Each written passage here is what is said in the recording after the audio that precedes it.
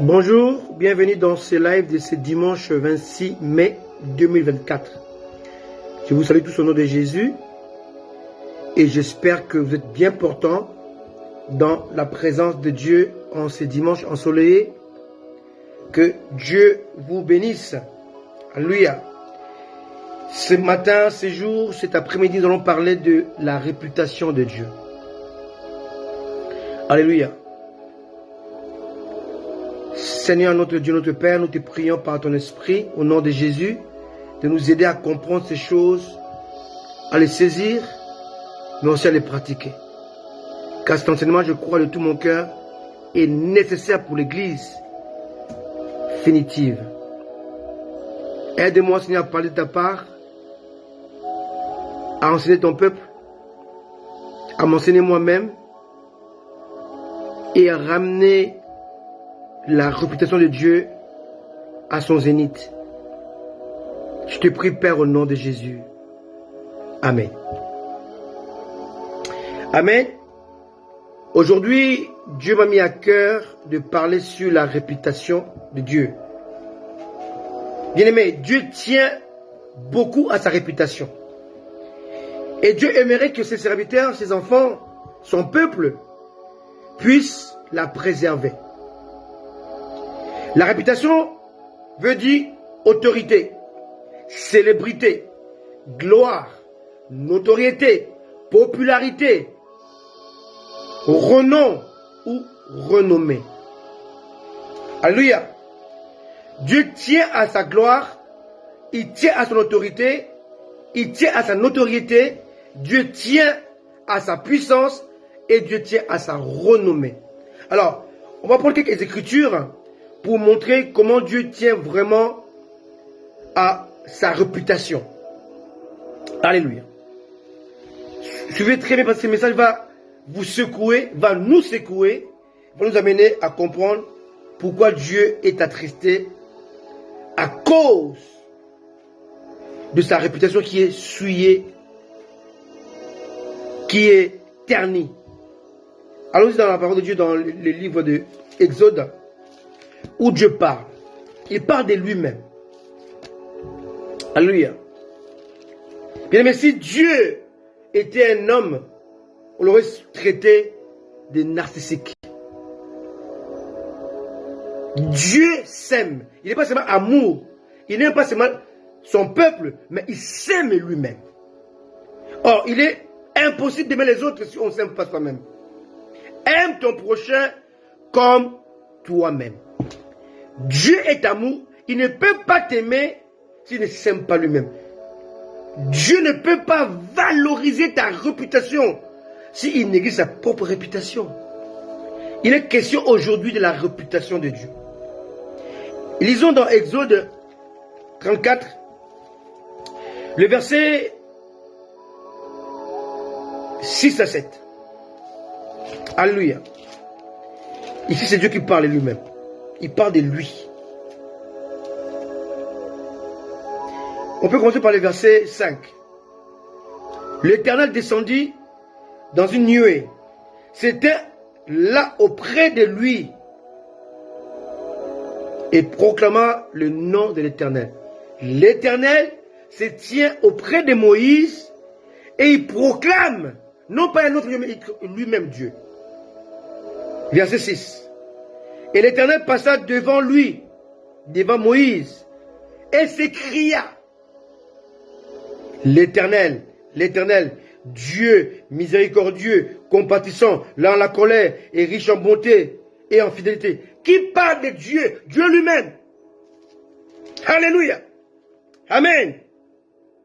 Il dit, qui conserve son amour jusqu'à 1000 générations et qui pardonne l'iniquité, la rébellion et le péché, mais qui ne tient point le coupable pour innocent et qui punit l'iniquité des pères sur leurs enfants et sur les enfants de leurs enfants jusqu'à la 3e génération et à la 4e génération.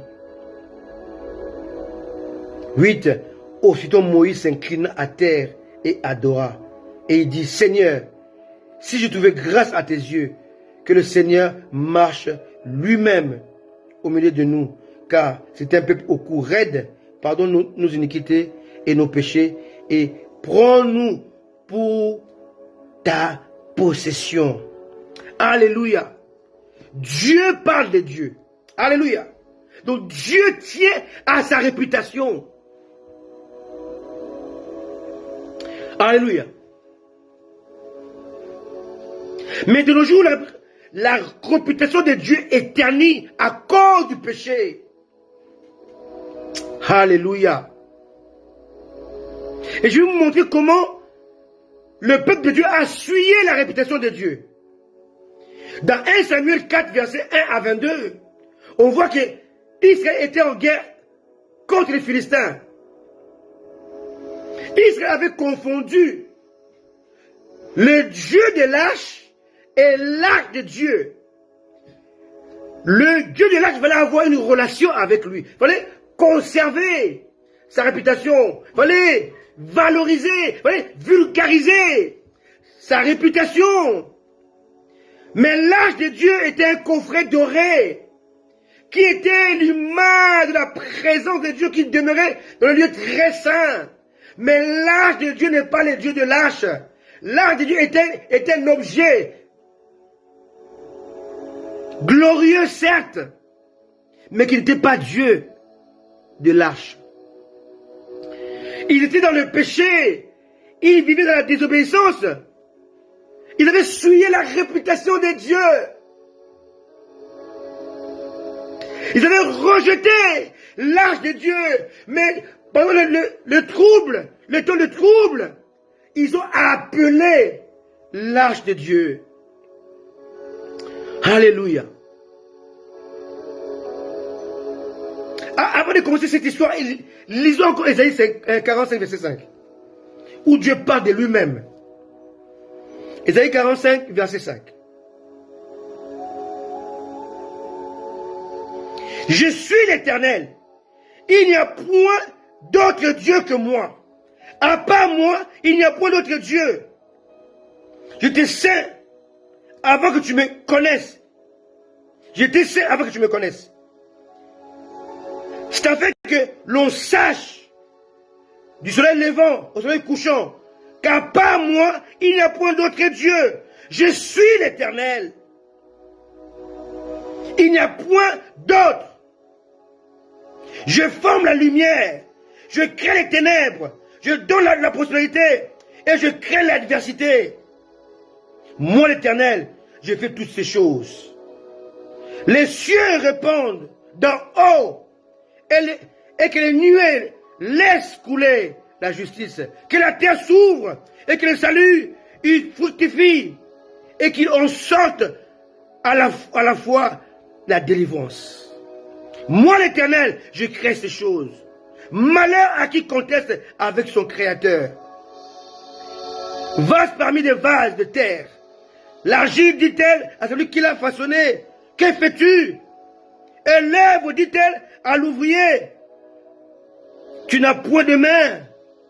Malheur à qui dit à son père, pourquoi m'as-tu engendré? Et à qui dit à sa mère, pourquoi m'as-tu enfanté? Ainsi l'Éternel, ainsi parle l'Éternel, le Saint d'Israël et son Créateur.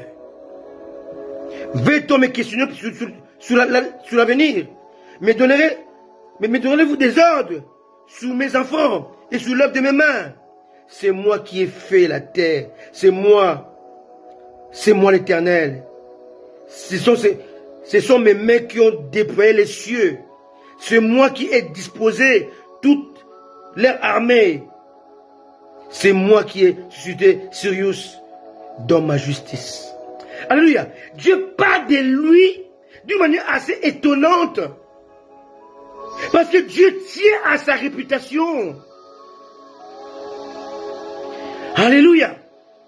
Alors je vois dans 1 Samuel 4, comment est-ce qu'Israël voulait faire la guerre. Au lieu d'inviter le Dieu de l'arche, ils ont invité l'arche de Dieu. Alléluia. Et on saura c'est quoi la cause, la suite de cette histoire. 1 Samuel 4, verset 1. La parole de Samuel s'adressait à tout Israël. Israël sortit à la rencontre des Philistins pour combattre. Ils campèrent près de Bénézer. Et les Philistins campèrent à Aphek. Les Philistins se rangèrent en bataille contre Israël et le combat s'engagea. Israël fut battu par les Philistins qui tuèrent sur le champ de bataille environ 4000 hommes. Israël a perdu 4000 hommes en allant combattre sans Dieu. Verset 3. Le peuple rentra au camp et les anciens d'Israël dirent: pourquoi Éternel nous as-tu laissé, nous as-tu laissé battre aujourd'hui par les Philistins? Allons chercher à Silo l'arche de l'alliance. Au lieu de se repentir, ils vont chercher l'objet doré. Ils vont chercher l'image, la représentation de Dieu. Au lieu de chercher le Dieu de l'arche. Qu'elle vienne au milieu de nous et qu'elle nous délivre. L'arche ne délivre pas, bien-aimé. L'église ne délivre pas. Les hommes ne délivrent pas. Ici, il demande à ce que l'arche vienne délivrer. Oh, celui qui donne la délivrance, c'est Dieu, c'est l'Éternel. Tu nous délivres de la main de nos ennemis. Bien-aimé, regardez l'erreur que les chrétiens font aujourd'hui. Quand il est malade, il va chercher un homme de Dieu. L'homme de Dieu comme l'arche de Dieu. Alléluia. C'est un symbole de Dieu. C'est une sémantique. Alléluia. C'est une personne. C'est un instrument. C'est l'intermédiaire. C'est une image. Mais ce n'est pas Dieu. L'arche de Dieu, ce n'était pas Dieu. Alléluia. C'était l'objet de Dieu. L'homme de Dieu n'est pas Dieu. C'est l'homme qui représente Dieu. Alléluia. Alléluia. Les Philistins eurent peur de la réputation de Dieu d'Israël à cause de ce qu'il a fait dans le passé. Alléluia. Écoutez ce qu'ils vont dire. Verset 5. Lorsque l'arche de l'Éternel de l'alliance de l'Éternel entra dans le camp, tout Israël poussa de grands cris de joie et la terre fut ébranlée. Alléluia. Bien-aimé, même quand il y a les tonnerres, la Bible dit que il y avait les tempêtes qui déchiraient les montagnes, les feux. Mais Dieu n'était pas dans ces choses. Mais Dieu s'est manifesté à Élie avec un son, un bruit, un murmure, un semblant. Alléluia. Des fois, ce qui frappe les hommes, les manifestations spirituelles, Dieu n'est pas dedans. La Bible dit ici que la terre était ébranlée, donc la terre avait tremblé. Malgré ça, Dieu n'était pas dedans. Alléluia. Le retentissement de ces cris fut entendu des Philistins. Et ils dirent: que signifient ces grands cris qui retentissent dans les camps des Hébreux? Et ils apprirent que l'arche de l'Éternel était arrivé au camp. Écoutez bien les réactions. Le Philistin eut peur parce qu'ils crurent, oh, c'est pas vrai, ils crurent que le Dieu d'Israël était venu dans le camp. Dieu n'était pas venu, c'était l'arche qui était venu. Alléluia. Alléluia. L'arche est venue, mais l'arche est venue sans Dieu. L'arche de Dieu n'était pas accompagné de Dieu de l'arche. Ils ont dit: malheur à nous, dirent-ils, car il n'en a pas été ainsi jusqu'à présent. Malheur à nous, qui nous délivrera de la main de ces dieux? Ici on marque Dieu au pluriel parce que Elohim, et l'autre il y a un S, veut dire Dieu. Donc D-I-E-U-S. Mais Elohim sans S, ça veut dire ange. D'accord? Donc on voit ici Dieu avec un petit D, mais au pluriel. De ces dieux puissants. Ce sont ces dieux qui ont frappé les Égyptiens de toutes sortes de plaies dans le désert. Donc bien aimé, ici il y a la réputation de Dieu, de sa puissance, de sa force, de sa grandeur, de son autorité qui agit dans le cœur, dans l'esprit des Philistins. Ils ont eu peur de la réputation de Dieu. Alléluia. Ils ne connaissaient pas la réputation de Lâche. Lâche agissait dans le camp des Hébreux. Mais le Dieu de Lâche agissait dans le camp des ennemis. Alléluia. Alléluia. Lâche amenait la crainte de Dieu dans le camp de ses enfants, de son peuple. Mais le Dieu de Lâche amenait la peur dans le camp ennemi. Cependant, la désobéissance d'Élie, qui était juge, sacrificateur, et ses fils, qui couchaient avec les femmes dans le temple, qui mangeaient indûment l'offrande réservée à Dieu,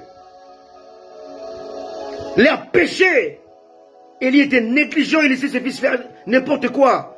Et Dieu s'était repenti d'avoir choisi Élie les sacrificateurs. Alléluia. Pas Élie les prophètes, il ne faut pas confondre les deux. Hein? D'accord? Et Dieu a parlé à Élie. Dieu a parlé à Élie par rapport à ses enfants, mais il n'écoutait pas. Et il avait souillé la réputation de Dieu. Alléluia. Alléluia. Verset 9. 1 Samuel 4. Alléluia. Fortifiez-vous et soyez des hommes philistins, de peur que vous ne soyez asservis aux Hébreux, comme ils vous ont été asservis. Soyez des hommes et combattez. Verset 10. Les Philistins livrèrent bataille et Israël fut battu. Au verset 2, ils étaient battus. Alléluia. Et ils avaient perdu 4000 hommes. Là, avec l'arche de Dieu dans les camps, ils sont battus à nouveau. Alléluia. Et chacun s'enfuit dans sa tente. La défaite fut très grande. Il tomba d'Israël 30 000 hommes de pied. Bien aimé, ils sont battus sans l'arche de Dieu. Ils ont été battus sans l'arche de Dieu. Ils ont perdu 4 000 hommes. Mais avec l'arche de Dieu, ils ont perdu 30 000 hommes.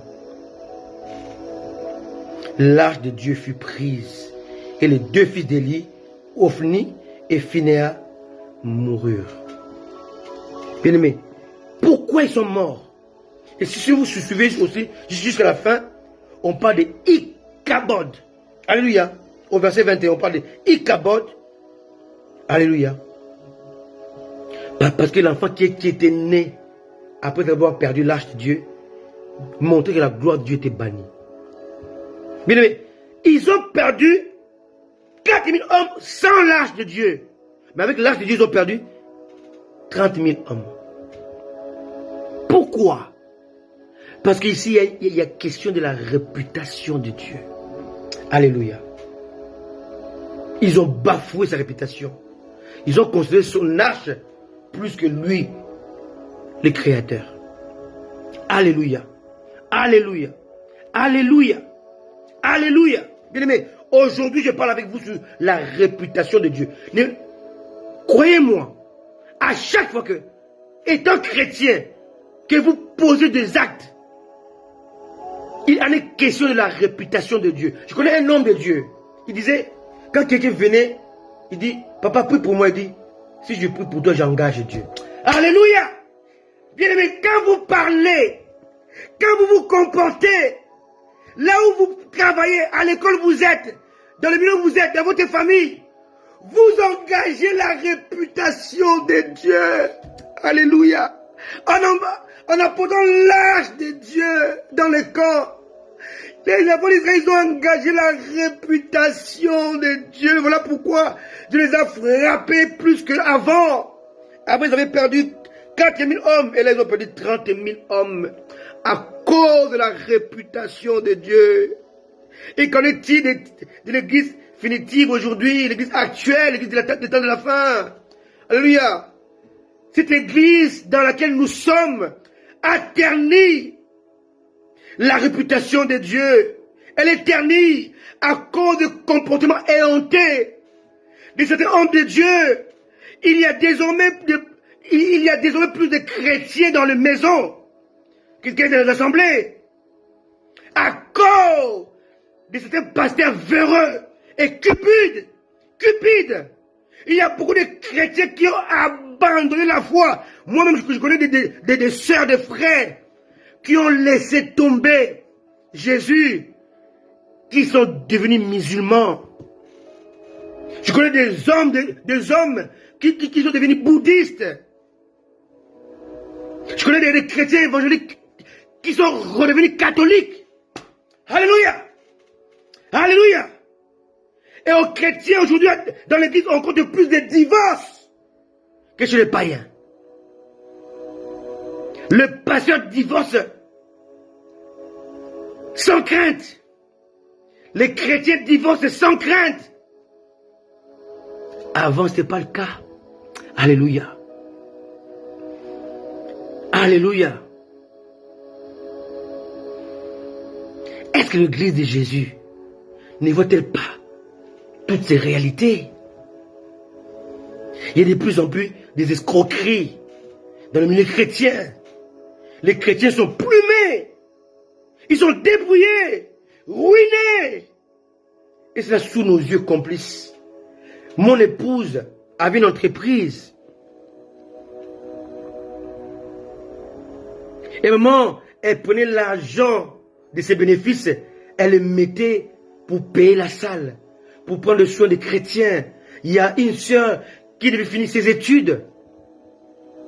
Il lui manquait 3 ou 4 000 euros. Mon épouse élue a sorti l'argent, son argent. Elle a investi dans la vie de cette sœur. Elle est où aujourd'hui, cette sœur? Elle a fui l'église. Elle a abandonné Dieu. Elle a abandonné mon épouse. Est-ce que quelqu'un me comprend? Où est la réputation de Dieu bien-aimé? Cette sœur n'a pas eu pitié de ceux qui l'avaient aidé. Elle a pris tout ce qu'elle est partie de l'église. Je parle de la personne que je connais, que j'ai enseigné, que j'ai coaché, que j'ai dirigé. Alléluia. Alléluia. Et les gens qui font ça, imaginez maintenant le sœur de mon épouse. Imagine moi son époux. Imagine nos enfants qui voyaient ça. Qu'est-ce qui était essuyé? La réputation de Dieu. La musique chrétienne, parlons-en. Avant de parler de la musique chrétienne, laissez-moi vous faire écouter une chanson que j'écoutais en 1982. Vous allez juger par vous-même. Alléluia. En 1982. Suivez.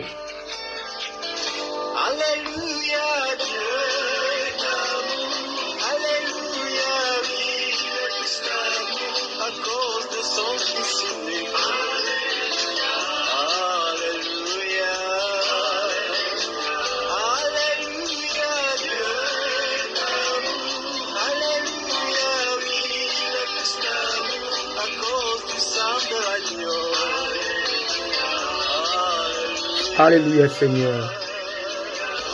Oh Seigneur, merci. Non, jamais je n'ai pas oublié. Oh Jésus. Jésus qui a transformé ma vie. Seigneur Jésus. Depuis qu'il est le maître de ma vie, il m'a prodigué des conseils jour et nuit. Alléluia. Oh Jésus. Merci Jésus. Oh Seigneur. Oh Jésus. Oh Seigneur. Oh Seigneur.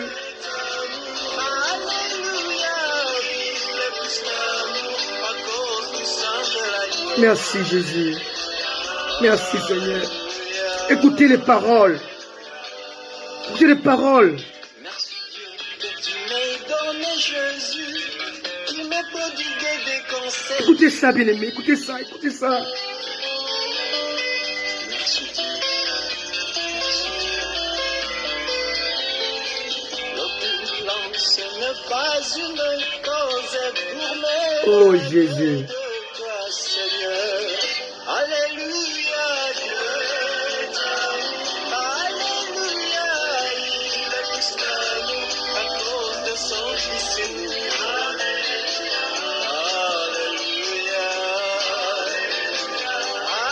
Alléluia. Merci Jésus. Merci Seigneur.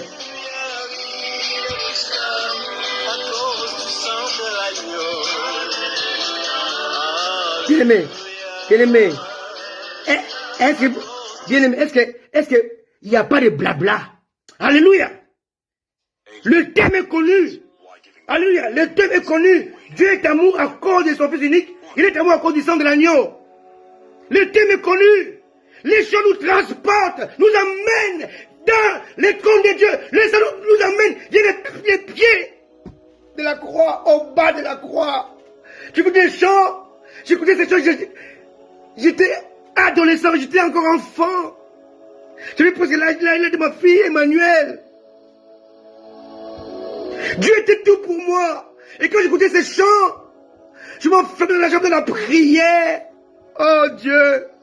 Et ces chants m'emmenaient au bas de la croix, avec le respect de Dieu. Et lorsque je parlais aux gens, je tenais à la réputation de mon Dieu.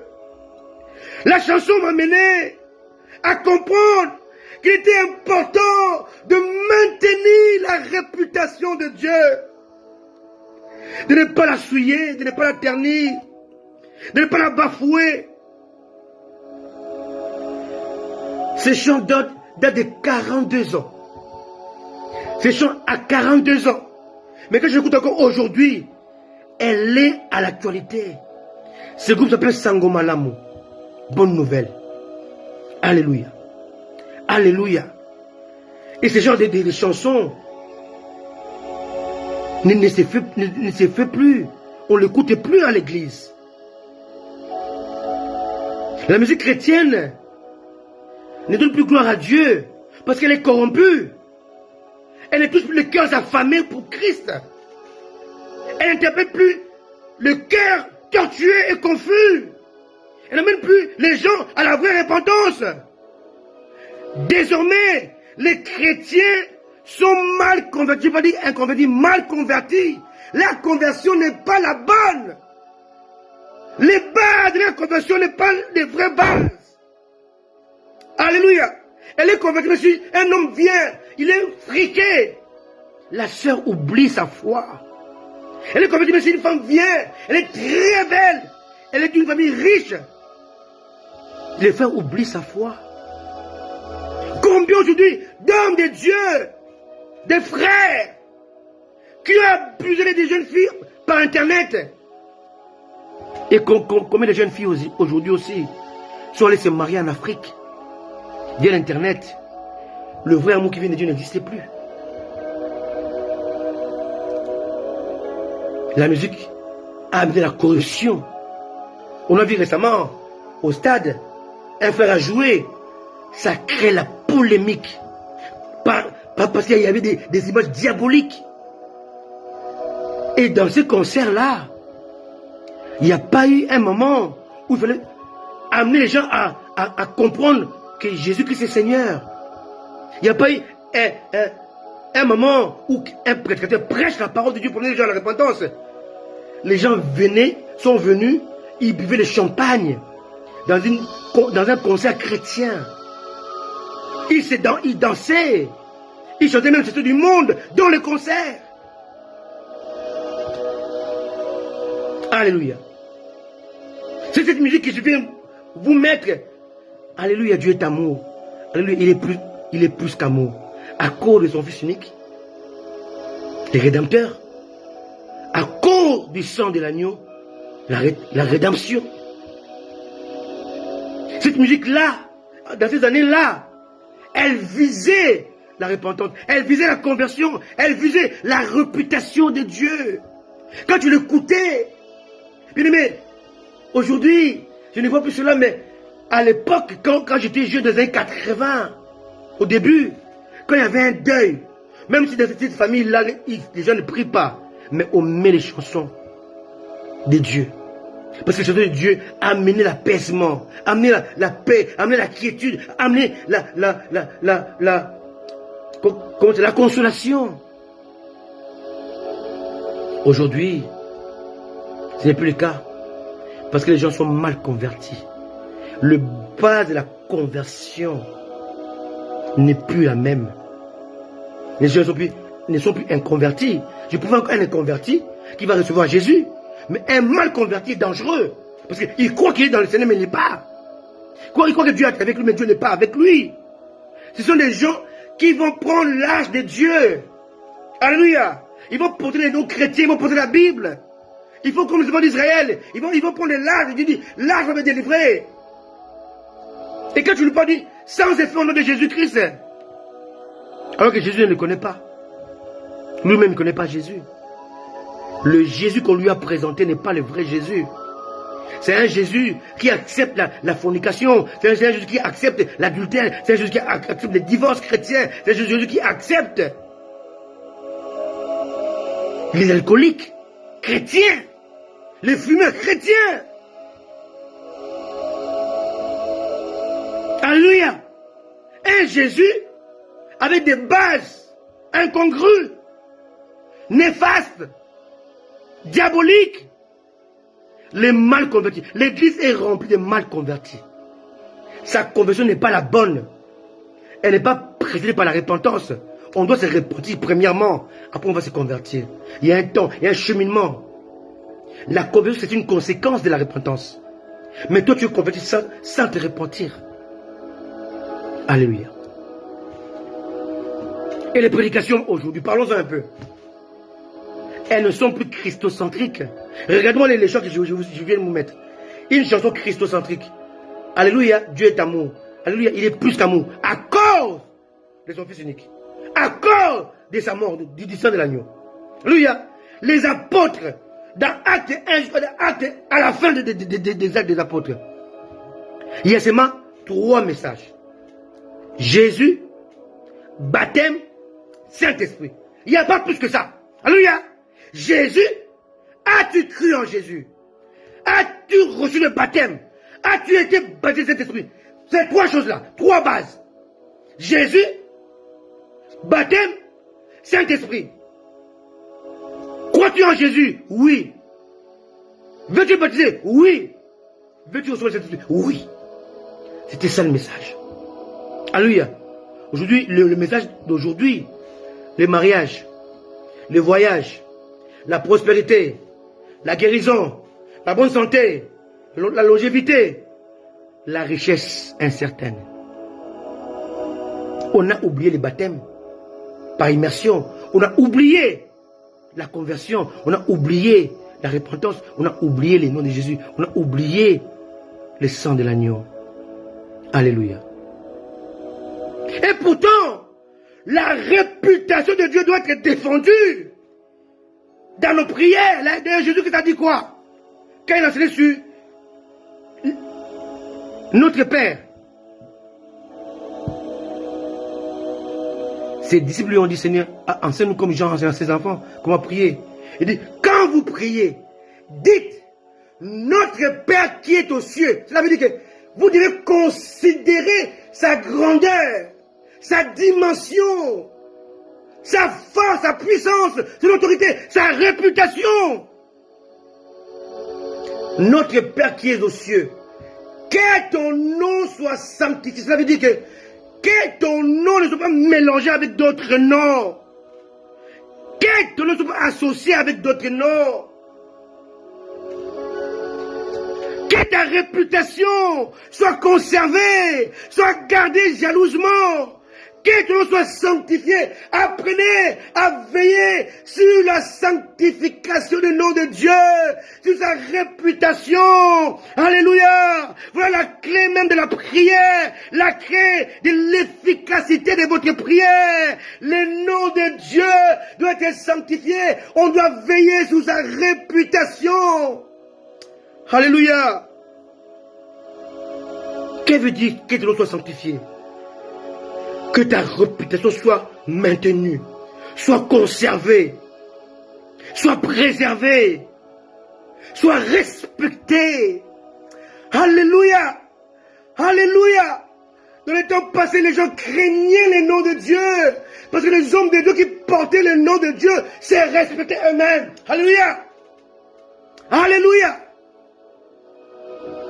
Dans nos prières, dans notre intimité, on doit veiller à ce que la réputation de Dieu soit maintenue, soit conservée, soit préservée, soit respectée dans nos engagements, au travail, à l'université, à l'école, dans notre famille.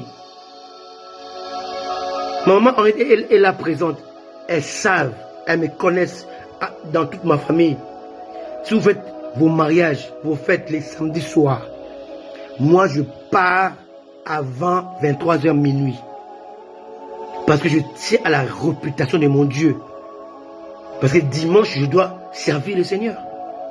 Et ma famille sait cela depuis plus de 30 ans. Alléluia. Cela ne change pas. On dit, ah, Christian va venir, mais il partira tôt. Ne comptez pas sur lui à 1h du matin, à 2h, 3h. Il ne sera pas là. Parce que je tenais et je continue à tenir à la réputation de mon Dieu. Depuis que je commençais à travailler, jamais, jamais, je travaille le dimanche. Aujourd'hui, les chrétiens, ils trouvent un travail, on lui impose le dimanche. Et les chrétiens ne viennent plus à l'église. Quand tu l'avais dit, j'ai été au travail. Bien aimé, cherchez-moi un seul arabe qui va accepter de travailler un vendredi. Aujourd'hui, les arabes, les musulmans, ont imposé les tapis de prière. Bien aimé, moi, partout où je suis passé, dans toutes les entreprises où je suis passé, partout où j'ai travaillé, le musulman, on doit le prier pendant le travail. Il doit prier trois fois ou quatre fois. Normalement, il prie 5 fois. Dans la première prière, je crois qu'il faut s'acheter chez eux. Mais quand il y a le travail, au milieu du travail, il peut s'absenter un quart d'heure, 10 minutes pour aller prier. Et c'est reconnu dans le code du travail. Aujourd'hui, les musulmans ont imposé rayon halal. Les juifs ont imposé rayon kasher dans le supermarché. Quelqu'un me comprend? Mais les chrétiens ont imposé quoi? Rien. Ils ont imposé leur prière au milieu du travail. Et c'est reconnu. Ils ont imposé leur nourriture dans le supermarché. Et c'est reconnu. L'église a imposé quoi? Rien. L'église subit. Alléluia. Il a même peur d'aller prier. Il dit, ah non, si je vais prier, ils vont me licencier. Mais les musulmans prient. Ils ont même des salles. J'ai découvert la salle de prière récemment dans mon entreprise. J'ai vu une salle. Je dis, c'est quoi ça? On dit, salle de prière. Salle de prière? Oui, salle de prière. Et un musulman était venu un jour travailler avec moi. Il m'a dit, Christian, cherche la salle de prière. Il n'y en a pas ici. Il dit, non, j'ai appelé un autre musulman.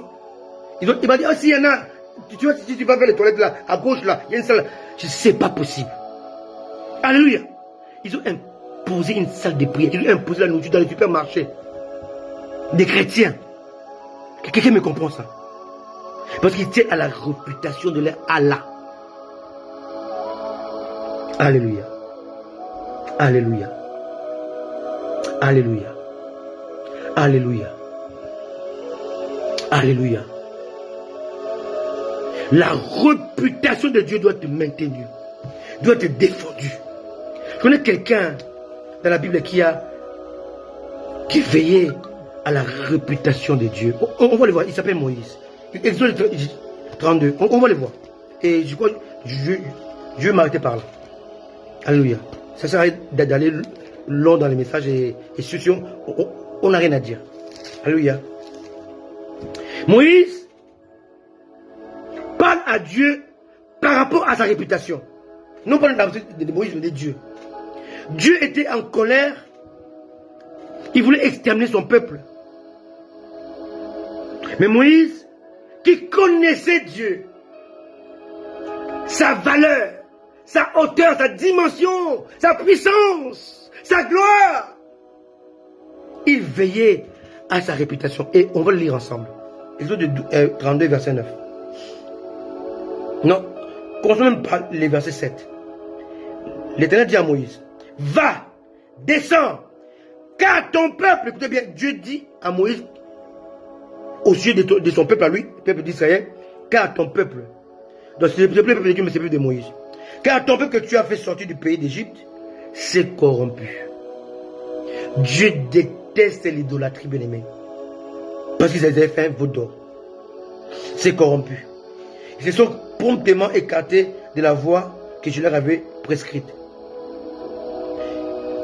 En signe de comparaison, vous allez voir ici, dans Exode 32, le peuple cherchait les veaux d'or, comme Dieu, comme aussi Israël avait cherché l'arche comme étant Dieu. Quelqu'un me comprend? Pour l'arche de Dieu, Israël a dit que l'arche vienne nous délivrer. Donc l'arche est devenue Dieu. Ici, pareil, Exode 32, verset 4. Il est reçu de leurs mains, jeta l'or dans un moule et fit un veau en métal fondu. Ils dirent, Israël, voici ton Dieu qui t'a fait sortir du pays d'Égypte. Donc, le veau d'or est devenu Dieu. C'est une trahison. Dieu menace mis en colère, verset 7. Il dit, ton peuple que tu as fait sortir du pays d'Égypte s'est corrompu. Ils se sont promptement écartés de la voie que je leur avais prescrite. Ils se sont fait un veau en métal fondu. Ils se sont prosternés devant lui et ils lui ont offert les sacrifices. Ils ont dit, Israël, voici ton Dieu qui t'a fait sortir du pays d'Égypte. Ça a choqué Dieu dans son cœur. Maintenant, lisons notre verset annoncé, le verset 9. L'Éternel dit à Moïse, je vois que ce peuple est un peuple au cou raide. Maintenant laisse-moi, ma colère va s'enflammer contre eux et je les consumerai, mais je ferai de toi une grande nation. Bien aimé, ce sont des paroles qui paraissent anodines, mais ces paroles annulaient la promesse de Dieu. Alléluia. Alléluia. Je le consumerai, mais je ferai de toi une grande nation. Donc ce que Dieu a dit, je suis le Dieu d'Abraham, d'Isaac et de Jacob, parce que sa réputation était bafouée, était ternie, il était prêt à changer cela. Qu'on ne parlait plus d'Abraham, d'Isaac et de Jacob, on parlait de Dieu de Moïse. Et ça, Moïse ne l'a pas accepté. Quelqu'un me comprend ça? Au verset 11, maintenant, Moïse va prendre la parole. Moïse implora l'Éternel, son Dieu, et dit, pourquoi, oh Éternel, ta colère s'enflammerait-elle contre ton peuple? Ici, Moïse répond coup sur coup. Regardez-moi ça au verset 7. Dieu dit à Moïse, ton peuple. Moïse répond à Dieu, non, c'est pas mon peuple, c'est ton peuple à toi. Que tu as fait sortir du pays d'Égypte. Dieu a dit à Moïse, ton peuple que tu as fait sortir. Moïse a répondu à Dieu, c'est plutôt ton peuple, c'est toi qui as fait sortir le peuple. Il s'agit de ta réputation, Seigneur, c'est pas la mienne. Moi, je n'ai pas les épaules, je n'ai pas la hauteur, je n'ai pas la dimension spirituelle d'affronter Pharaon qui est Dieu. Non, tu as fait de moi Dieu pour Pharaon, mais je ne suis pas Dieu. Alléluia. Il dit, ce peuple-là, ce n'est pas moi qui les a fait sortir, c'est toi. Il a ajouté, par ta grande puissance et par ta main forte. Moi, je n'ai rien fait. C'est moi élever les bâtons. Alléluia. Verset 12. Pourquoi, oh mon Dieu, bien aimé ici, Moïse maintenant montre à Dieu l'importance de sa réputation. Il va dire au verset 12, hein, Exode 32, verset 12. Il dit, pourquoi les Égyptiens diraient-ils? C'est pour leur malheur qu'il les a fait sortir. C'est pour les tuer dans les montagnes et pour les exterminer de dessus la terre. Donc Moïse montre à Dieu que si tu tues ce peuple-là, si tu les élimines, tu les effaces sur la terre, les Égyptiens vont salir ta réputation. Ils vont dire, on a compris, ce Dieu-là est un Dieu méchant, est un Dieu furieux, est un Dieu incapable. Il a sorti un peuple qui travaillait comme esclave ici, il les a amenés dans le désert, il les a exterminés. C'est un Dieu incapable. Moïse le fait, non pas à cause de lui, Moïse. Il le fait à cause de la réputation de Dieu. Il dit que si tu le fais, moi je ne vais pas t'empêcher de faire cela. Mais pense que il en est question de ta réputation, Seigneur. Alléluia. Alléluia. Alléluia. Moïse montre à Dieu l'importance de sa réputation. Si tu le fais, les gens vont parler. Ils vont te critiquer. Ils vont te vilipender. Ne fais pas ça, Seigneur. Il dit, reviens à l'ardeur de ta colère. Alléluia. Alléluia. Il dit, reviens de l'ardeur de ta colère. Et répands-toi. Ça, c'est un homme qui parle à Dieu. Hein. Répands-toi du mal que tu veux faire à ton peuple. Il dit, change d'avis. Renonce à ce mal. Renonce à cette colère. Renonce à cette pensée de vouloir exterminer un peuple. Souviens-toi, maintenant Moïse va rappeler à Dieu sa promesse. Il dit, verset 13, souviens-toi d'Abraham, d'Isaac et d'Israël, tes serviteurs, auxquels tu as dit, en jurant par toi-même, je multiplierai votre postérité comme les étoiles du ciel. Je donnerai à vos descendants tous ces pays dont je parlais et ils les posséderont à jamais. La Bible dit au verset 14, et l'Éternel se repentit du mal qu'il avait déclaré vouloir faire à son peuple. Voilà, le mot repenti, c'est, on peut dire, remplacé par le verbe regretter. Il regretta, il renonça, alléluia, il renonça. Non, Dieu a renoncé, Dieu a regretté le mal qu'il comptait faire, la punition qu'il comptait infliger à son peuple. Alléluia. Dieu ne s'est pas repenti parce qu'il avait péché, non, il a regretté. Alléluia. Il a renoncé. Ici on dit, ah Dieu il peut se repentir, non. Ici le mot repentance n'a pas le même sens que quand on dit repentant de ton péché, non. Dieu n'a pas péché pour se repentir. Se repentir ici c'est regretter, renoncer, abandonner, supprimer. Alléluia. Voilà notre travail aujourd'hui, bien-aimé.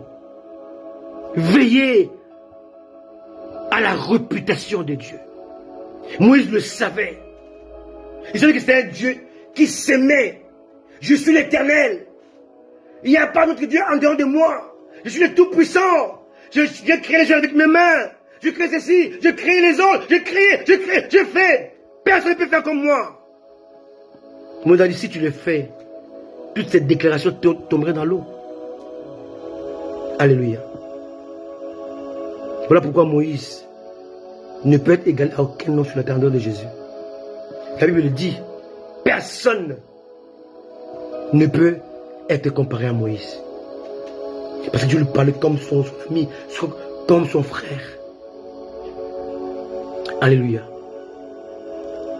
Moïse défendait la réputation de son Dieu d'une manière exclusive, digne, en lui rappelant ses promesses ainsi que ses affirmations. Tu avais dit, je suis le Dieu d'Abraham, d'Isaac et de Jacob. C'est cela mon nom. Quand tu m'as appelé, quand je t'ai reconnu pour la première fois, ce que je connais de toi, c'est Abraham, Isaac et Jacob, que moi, je ne l'ai pas vu, mais j'ai entendu parler au travers de ta bouche. Si tu tues le peuple, ta réputation sera engagée. Alléluia. Alléluia. Père, si tu tues ce peuple-là, sa réputation sera engagée. Alléluia. En venant sur la terre, Jésus tenait aussi à sa réputation. Lisons Jean 8, verset 46. Je vais m'arrêter bientôt là, en 5 minutes. Jean 8, verset 46. Qui de vous me convaincra du péché, de péché? Si je dis la vérité, pourquoi ne me croyez-vous pas? Bien aimé, aujourd'hui, les gens peuvent critiquer Jésus. Il n'est pas Dieu. Il n'est pas le Fils de Dieu. C'est un simple homme. Il est prophète. Mais Jésus a dit, qui de vous, dans le Coran affirme que Mohammed il avait péché. Mohammed avait péché. Le Coran l'affirme. Mais le même Coran affirme que Jésus-Christ n'a pas péché. Alléluia. Alléluia. Il dit, qui de vous peut dire que j'ai péché? Jean 8, verset 46. Il dit, qui de vous pourra affirmer que j'ai péché? Et qui me le prouve? Alléluia. Il tenait à sa réputation. Matthieu 17 aussi, le dit aussi. Hein? Quand Jésus a vu que sa réputation allait être essuyée, il va agir. Matthieu 17, verset 15. Seigneur, aie pitié de mon fils qui est lunatique et qui souffre cruellement. Il tombe souvent dans le feu et souvent dans l'eau. Je l'ai amené à tes disciples et ils n'ont pas pu le chasser. Bien aimé, c'est lui qui parle. La personne qui parle dans cette histoire, c'est un homme qui n'était pas disciple de Jésus. Mais il montre que ses disciples étaient en train de suivre sa réputation. Ils devaient être comme Christ. Mais là, ils ont suivi la réputation de Christ. Regardez maintenant la raison de Jésus-Christ. Il n'est pas content. Hein? Race incrédule et pervers. Répondit Jésus. Jusqu'à quand serai-je avec vous? Jusqu'à quand vous supporterai-je? Amenez-le-moi ici. Et Jésus parla sévèrement aux démons qui sortit de lui et l'enfant fut guéri à l'heure même. Bien aimé. Ici on montre comment Jésus tenait à sa réputation. Alléluia. Je suis celui qui guérit. Je suis la vie. Je suis la résurrection. Alléluia. Alléluia. Il montre qu'il est Dieu. Et en tant que Dieu, il montre l'importance de sa réputation.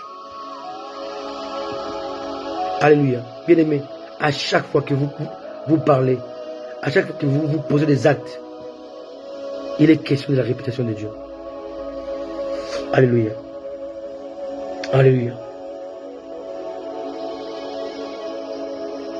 Aujourd'hui dans l'église, quand on dit même une maman, sa fille veut épouser un pasteur. Je me rappelle Henriette, elle élevait une de ses filles dans sa maison, et puis il y avait un pasteur qui venait de Kinshasa, il était maintenant derrière la fille. Elle était en colère. Pourquoi? Parce qu'elle connaît la réputation des hommes de Dieu. Alléluia.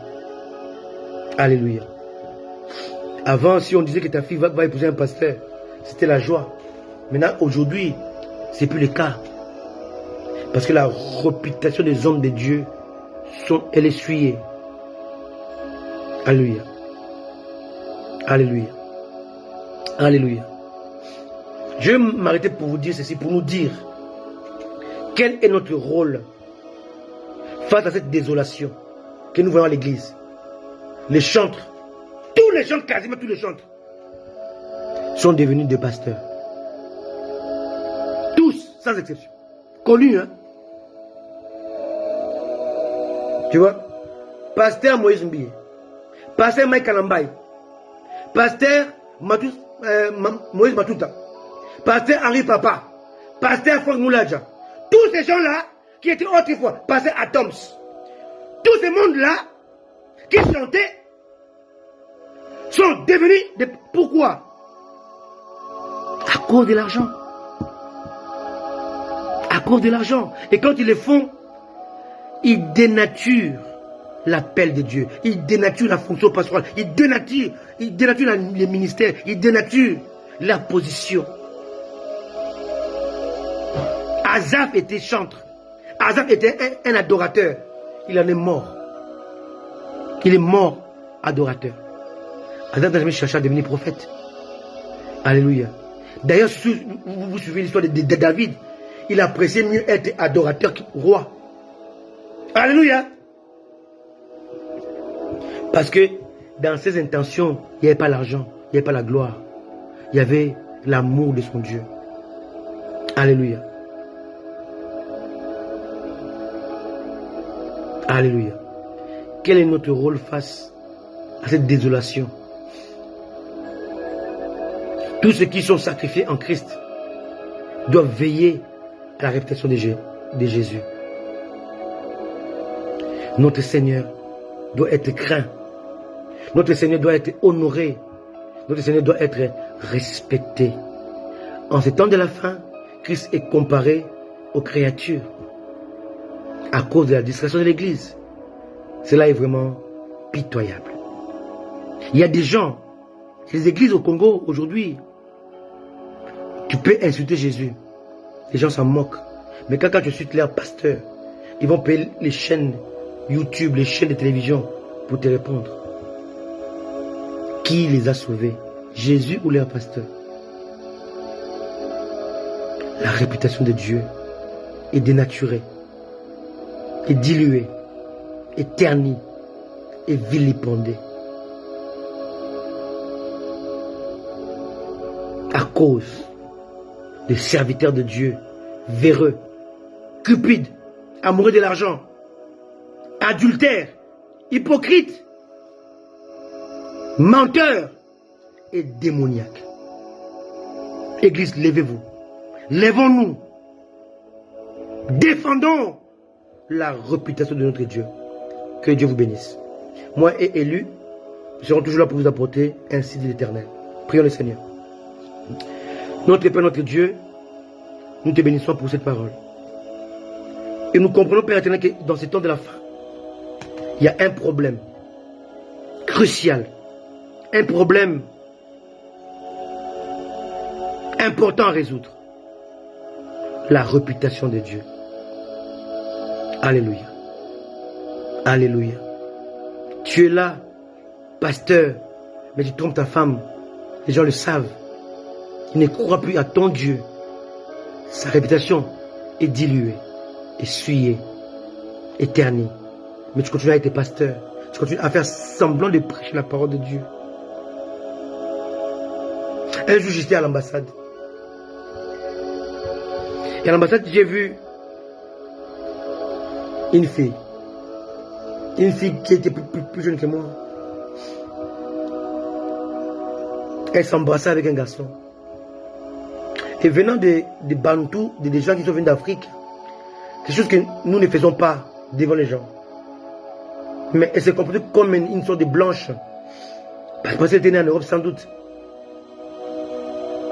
Les gens étaient choqués, j'étais aussi choqué. Et le soir là, après l'ambassade, je suis allé dans une campagne, un séminaire que j'étais invité.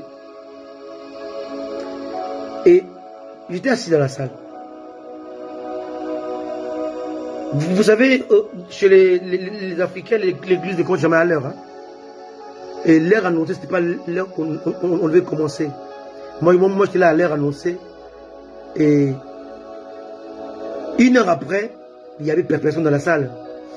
Une dizaine de personnes. Les gens chantaient pour que les gens puissent venir. Et alors, je vois la même sœur qui rentre dans l'église. Elle ne s'assoit pas pour prier un instant avant d'aller prendre le micro. Elle rentre dans l'église, elle va directement devant, elle prend le micro, elle commence à chanter. La même sœur que j'ai vue à l'ambassade, la matinée. J'ai été blessé. Cette sœur, elle mène une vie de fornication. Une vie sale, souillée. Et elle se permet de se tenir à la chair dans le sanctuaire, chanter. J'ai été blessé. C'est parce que quand elle a fini de chanter, elle est partie s'asseoir, je me suis levé, j'ai quitté cette église. Je suis sorti. La réputation de Dieu peut se voir au travers de votre comportement, votre attitude, vos actes posés. Que cela soit pour vous un symbole de crainte de Dieu. La réputation de Dieu met en exergue la crainte de Dieu. Soyez bénis. À très bientôt. Laissez-moi prier pour vous. Notre Père, notre Dieu, nous te prions. Nous prions pour ces peuples. Nous prions pour tes enfants. Nous prions pour tes serviteurs qui nous écoutent, qui reçoivent ces paroles, que nous venons de dire d'annoncer. Jésus a dit, celui qui écoute les paroles de Dieu, celui qui est de Dieu écoute les paroles de Dieu. Celui qui est de Dieu dit les paroles de Dieu. Vous n'écoutez pas parce que vous n'êtes pas de Dieu. Alléluia. Aide ce peuple, papa, à comprendre ta parole. Aide ton peuple à comprendre l'importance de ta réputation. Aide ton peuple à comprendre comment nous devons la défendre comme Moïse l'a fait. Comme Moïse l'a fait. S'il te plaît, Père, aide-nous à le faire par ton Esprit Saint. Nous te prions au nom de Jésus. Amen. Soyez bénis. Si Jésus ne revient pas cette nuit, rendez-vous dimanche prochain. S'il revient, alors rendez-vous dans les airs. Nous sommes là et contents de vous avoir parmi nous, d'être vraiment avec nous pour nous encourager dans ce travail que nous faisons avec Élu.